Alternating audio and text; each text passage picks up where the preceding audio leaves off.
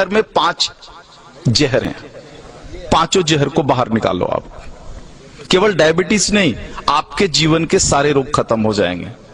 रसोई घर को जो बिगाड़ा है इन लोगों ने, 5 जहर रसोई घर में प्रवेश करा करके बिगाड़ा है। उसमें से उजला आटा यानी गेहूं का आटा, मैदा एक जहर, उजला नमक दूसरा जहर यानी आयोडीन नमक, ये दूसरा जहर है। तो गेहूं छोड़ा तो कहां जाना है? बाजरी, जवारी, मकई, मड़ुआ के पास जाना है, जौ के पास जाना है। उजला नमक अगर छोड़ना है तो कहां जाना है? सेंधा नमक पर जाना है, काला नमक पर जाना है, आपके यहां के सांभर झील के नमक पर जाना है। यह शुद्ध नमक है।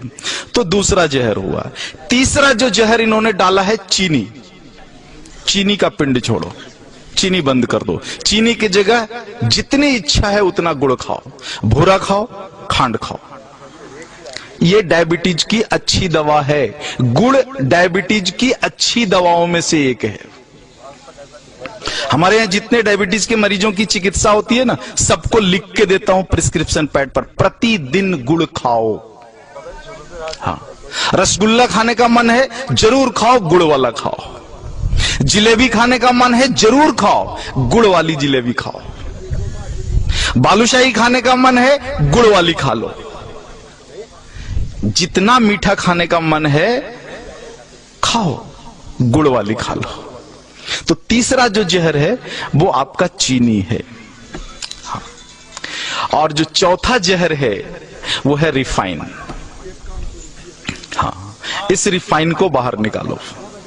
ये तेल नहीं है। आर्थराइटिक्स भी सबसे ज्यादा राजस्थान के लोगों को है। आर्थराइटिक्स, घुटने का दर्द, कमर का दर्द, माताओं को तो है ही, 100% राजस्थानी माताओं को है ये। कारण आपने इस शरीर को तेल और घी तो दिया नहीं, तेल के नाम पर रिफाइन दिया और घी के नाम पर बटर ऑयल दिया।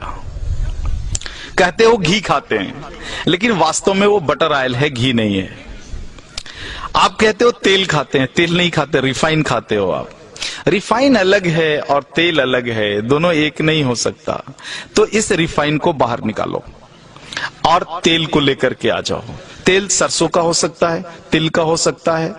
आपके यहाँ अच्छा राई, सरसों, तिल, ये 3 चीजें तो मैं जानता हूं, और शायद कुछ मूंगफली का भी बढ़िया हो सकता है। ये सारी चीजें हैं।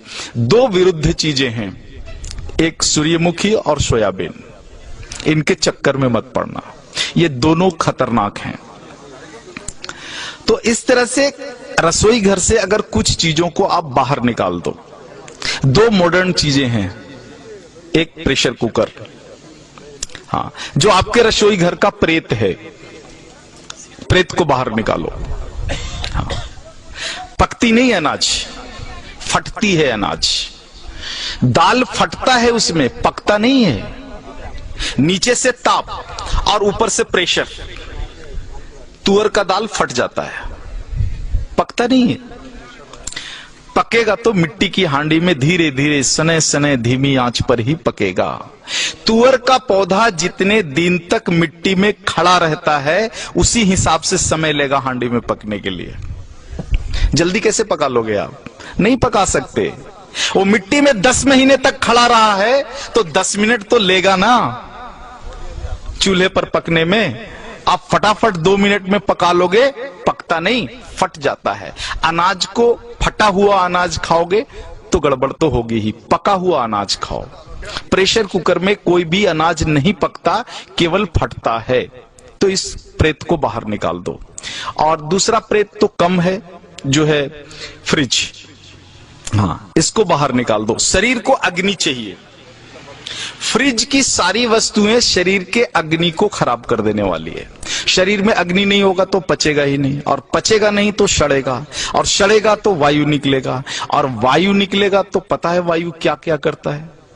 पूरे शरीर में उपद्रव करता है। पैरालिसिस इसी में से आया हुआ है, हार्ट अटैक इसी में से आया हुआ है, ब्रेन हैमरेज इसी में से आया हुआ है। तो ये 2 प्रेत को निकाल दो, और इन वस्तुओं को अगर आप निकाल दो रसोई घर से बाहर, तो बचा हुआ 25% डायबिटीज वहीं खत्म हो जाता है।